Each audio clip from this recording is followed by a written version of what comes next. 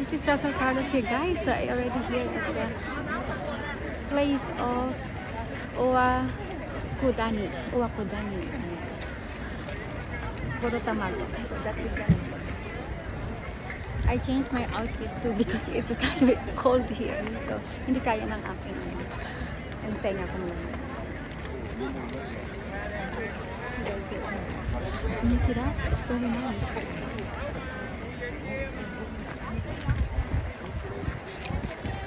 Yeah, and the smell there is, and the smell here, guys, is like an onsen, a hot spring. That is the very natural hot spring here.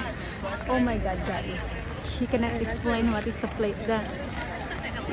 What is the smell? It so smells, but that is the onsen one. And yeah, the Owakudani. Owakudani.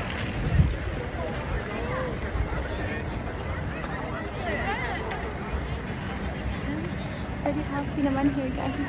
I'm so very happy that I can show you guys this kind of nature here in Japan. So this is in the Hakone, and this place is many people come here like me, the foreigners, and this place is really very famous one.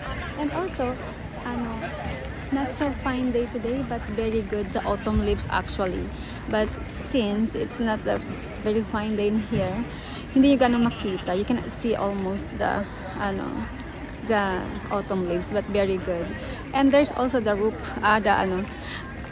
cable here, guys. Ayan. Ito po yung ating roof cable is very nice, and the autumn leaves there is also very good. So like that. And the smell is so very good, guys. Ayan. That is the big one. Ayan. So here, wala siyang ganong mga trees na gagawin ganyan siya. But look at there. Ayan. The whole ng doon is the autumn leaves. Okay, guys. Thank you so much. So, see you again. Like this, guys. Yeah. The flakes. You see the tamago? This is the black one. This is the black tamago. Diyan po yan sila. That is yung black tamago. Ayan po yung siya. Yan yung black tamago. Ayan. So that is it. Yan yung tatawag nilang puro tamago. Yan, black tamago.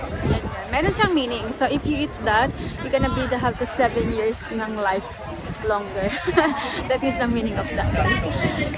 Guys, so this is gonna be, and we were going to stroll a bit inside and some eating about the black tamago.